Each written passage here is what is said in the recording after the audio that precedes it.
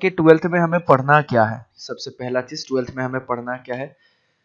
तो ट्वेल्थ में जो हमारे टॉपिक्स है वो कुछ इस तरीके से है कि रिलेशन एंड फंक्शन है।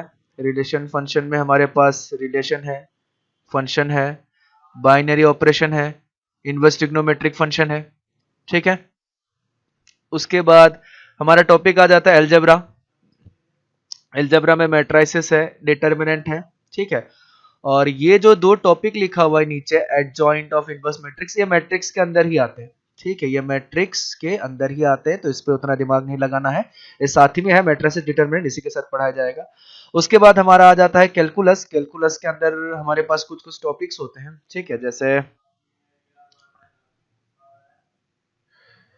कैलकुलस जो है, कैलकुलस के हमारे पास दो टॉपिक होते हैं कैलकुलस के। ठीक है, एक होता है डिफरेंशियल कैलकुलस। ठीक है, एक होता है हमारे पास डिफरेंशियल कैलकुलस, और दूसरा होता है हमारे पास इंटीग्रल कैलकुलस। ठीक है, इंटीग्रल कैलकुलस।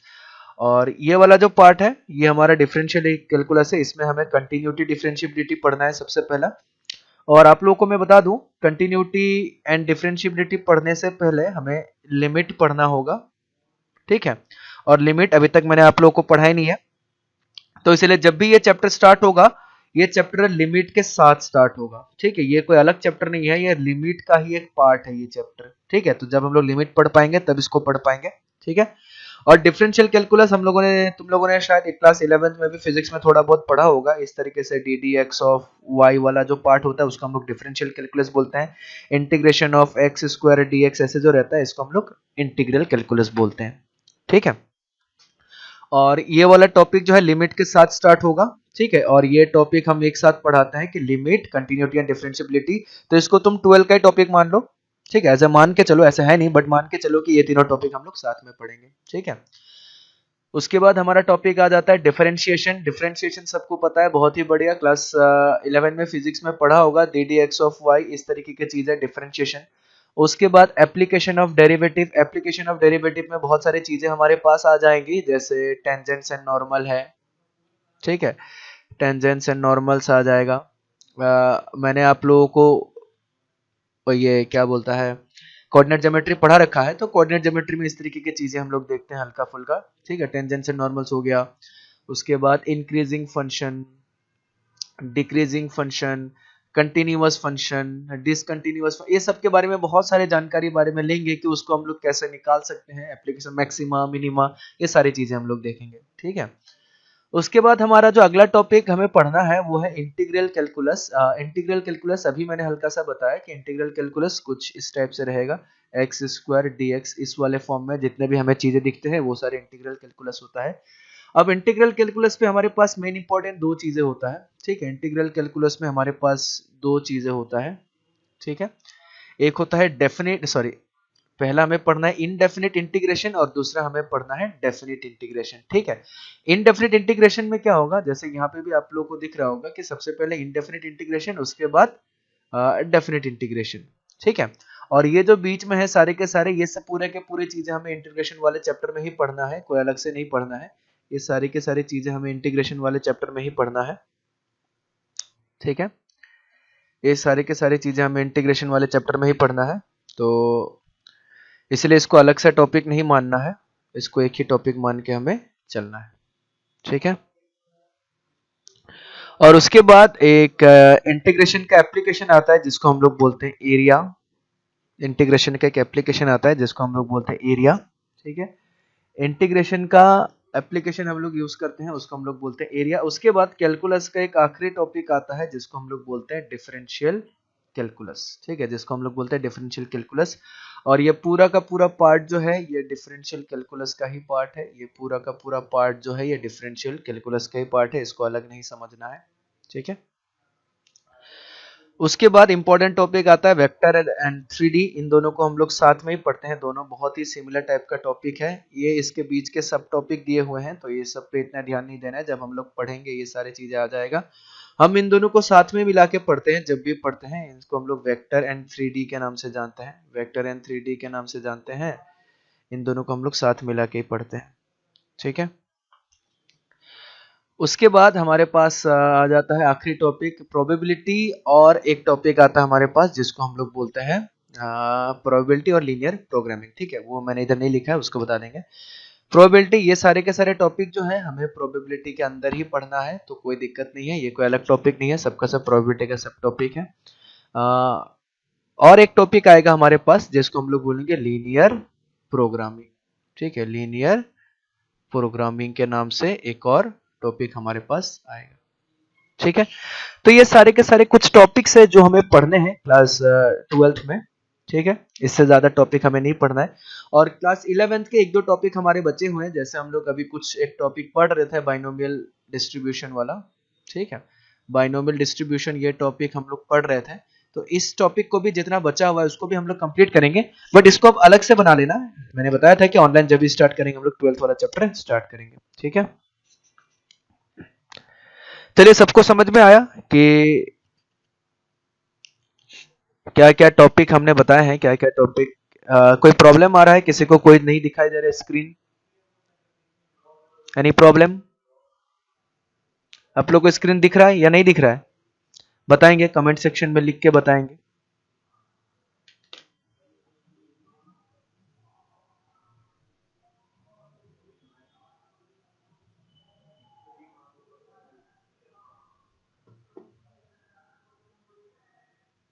आप लोग रिप्लाई किया कीजिए।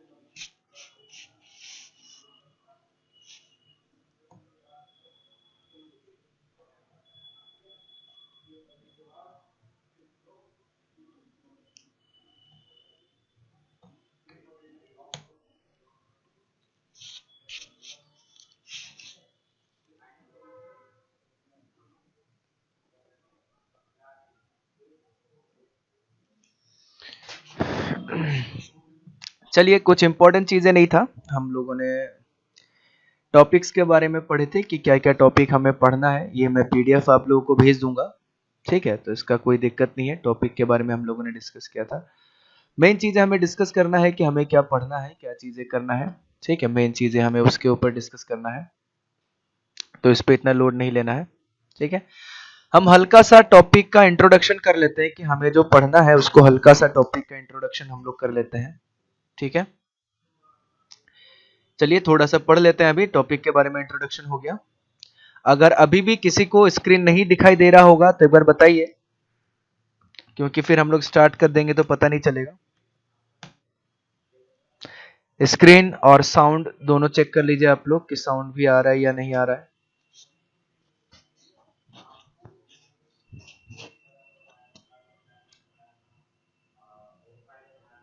स्क्रीन और साउंड दोनों आप लोग के पास आ रहा है? फटाफट बताइए कमेंट सेक्शन में यस लिख के बताएं, तब मैं आगे बढ़ूंगा, क्योंकि मुझे पता चलेगा कि कोई टेक्निकल इशू नहीं है, आगे बढ़ना चाहिए।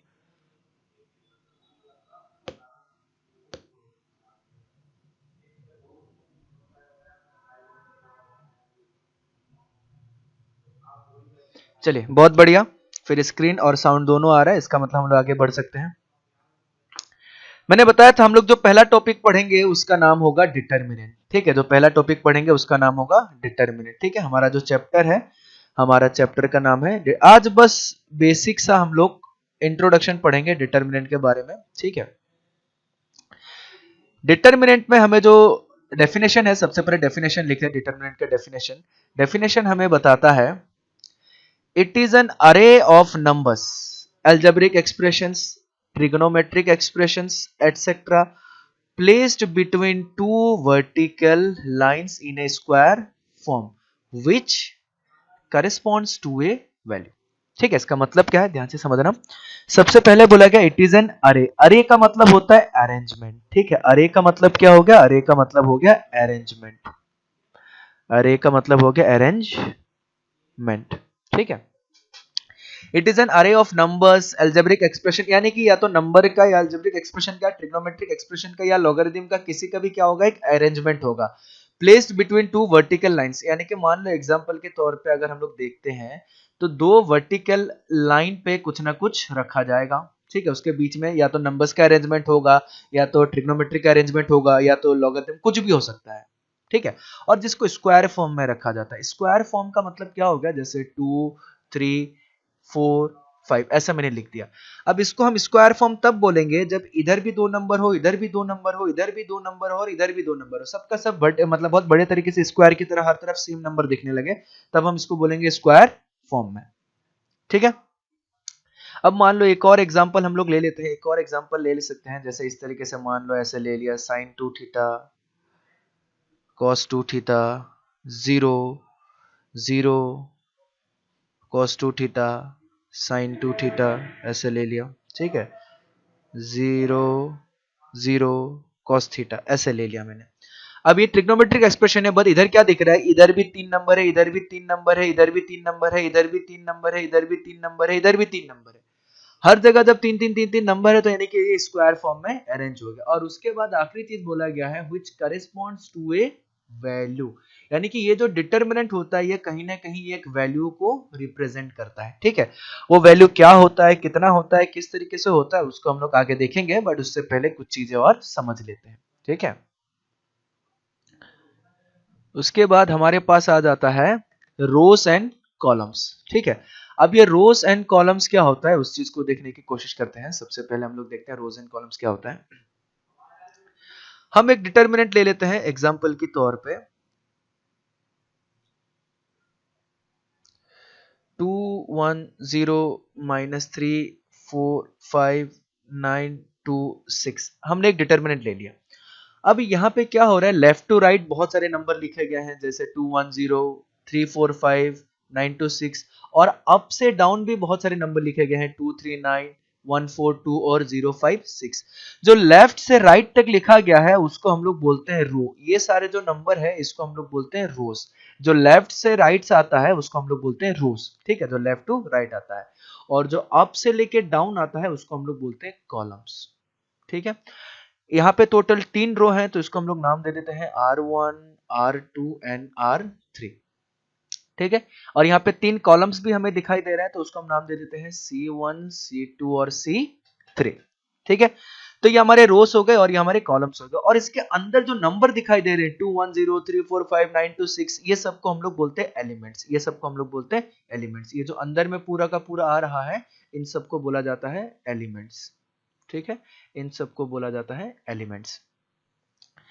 अब मान लो हमें एक चीज लिखना है कि हमें पूछा गया है कि पहला रो में कौन कौन सा एलिमेंट है। तो पहला रो में अगर मैं देखूंगा तो 2 1 0 मेरे पास कौन कौन सा एलिमेंट है, 2 1 0। पहले रो में आप लोग को देखने को मिलेगा, पहले रो में कौन कौन सा एलिमेंट है, 2 1 और 0, ठीक है। उसके बाद फिर पूछा जाए मेरे से कि रो 2 में कौन, रो 3 मान लेते हैं, रो 3 में कौन कौन सा एलिमेंट है। तो अगर हम रो 3 को ऑब्जर्व करेंगे तो मेरे पास नंबर मिलेगा 9 2 6, ठीक है। तो रो 3 में कौन सा एलिमेंट मिल जाएगा मेरे को, 9 2 6, 9 2 और 6, ठीक है। ठीक उसी तरीके से चलिए हम कुछ और देख लेते हैं कि अब मेरे से पूछा जाए कि कॉलम 2 में कौन कौन सा एलिमेंट है, बताइए कॉलम 2 में के अंदर कौन कौन सा एलिमेंट आ रहा है। तो कॉलम 2 के अंदर हमको देखने को मिलेगा 1 4 और 2। 1 4 और 2 जो है ये कॉलम 2 के अंदर एलिमेंट्स आ रहा है, तो इधर कितना हो जाएगा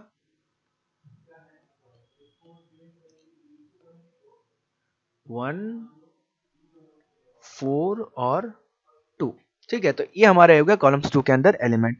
अब हम लोग बिना कुछ करे भी लिख सकते हैं, कॉलम 1 के अंदर एलिमेंट अगर बात करें तो ये हमारे पास आ जाएगा 2 होगा 3 होगा और 9 होगा, ये सारे के सारे एलिमेंट्स हमारे आ गए, ठीक है।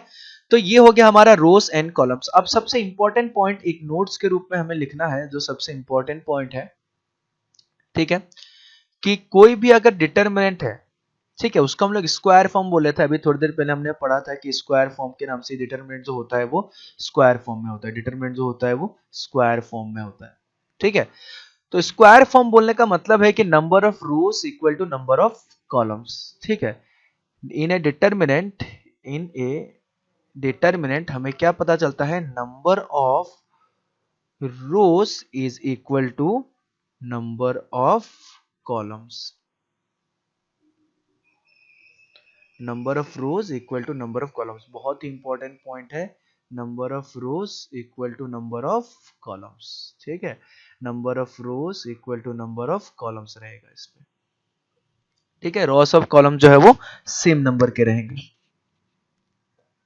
ठीक है, क्योंकि तभी हमारे पास जो होगा वो स्क्वायर फॉर्म में बनेगा, ठीक है। तो ये हो गया हमारे कुछ इंट्रोडक्शन हल्का सा डिटर्मिनेंट के, कि नंबर ऑफ रोज क्या होता है, नंबर ऑफ कॉलम्स क्या होता है, ठीक है। तो आप लोग को समझ में आया क्या पढ़ाया गया? हेलो, क्या पढ़ाया गया आप लोग को, समझ में आया? स्क्रीन पे लिख के बताइए। ओके, बहुत बढ़िया। चलिए, विवेक ने बोला यस, यानी कि उसके ऊपर। ओके ओके, बहुत बढ़िया बहुत बढ़िया बहुत बढ़िया। अब हमारे पास दो ऑप्शन है यहाँ पे, उसमें भी आप लोग बताइएगा यस नो। या तो मैं स्क्रीन को थोड़ा सा शेयर कर दूंगा, तो आप लोग लिख सकते हैं वेट करके, लेकिन उससे हमारा क्लास जो है वो स्लो होने लग जाएगा। या फिर दूसरा चीजें हम लोग क्या कर सकते हैं कि मैं इसका जो पीडीएफ है, जितना भी चीजें मैंने लिखा है वो पीडीएफ आप लोग को सेंड कर दूंगा, आप उससे लिख लीजिएगा, ठीक है। तो क्या सही है, पीडीएफ या स्क्रीन? मेरे ख्याल से पीडीएफ ही सही होगा, क्योंकि स्क्रीन से अगर हम लोग लिखेंगे तो फिर बहुत ज्यादा टाइम वेस्ट होगा, ठीक है। ध्यान से सुनिएगा क्या करना है। क्लास खत्म होने के जस्ट बाद एज ए असाइनमेंट मैं आप लोगों को ये पीडीएफ जो है वो सेंड कर दूंगा, आज जितना पढ़ाया गया है, ठीक है। एज ए असाइनमेंट मैं आप लोगों को सेंड कर दूंगा। उसमें मैं एक टाइम सेट कर दूंगा, या तो रात को 9 बजे तक या तो 9:30 बजे तक, इस तरीके का टाइम रहेगा। उस टाइम के अंतराल पे आप लोगों को जितना भी आज के क्लास का पढ़ाया गया है वो क्लास नोट्स आप लोगों को सेंड करने हैं, और एक बढ़िया सा फेयर कॉपी बनाइए नया सा, उसमें क्लास नोट्स को बढ़िया से लिख के आप लोगों को सेंड करना है, ठीक है। आज तो बस एक इंट्रोडक्शन क्लास था कि 1-to-1 इंटरेक्शन जो होता है वो सही होता है कि नहीं, बस ये जानने के लिए था, ठीक है। तो इस तरीके से हमारा जो क्लास है वो चलेगा पूरा का पूरा, ठीक है। चलिए, अच्छा रहा आज का क्लास। आज का क्लास हम लोग यहीं पे खत्म करते हैं। मैं पीडीएफ जो है वो आप लोग को भेज दूंगा अभी, ठीक है, क्योंकि दूसरा क्लास स्टार्ट होने वाला है, तो ज्यादा समय नहीं है हम लोगों के पास, ठीक है। आज बस एक ट्रायल था, चेक था कि सही से चलता है कि नहीं चलता है हमारा क्लास, ठीक है। चलिए, थैंक यू।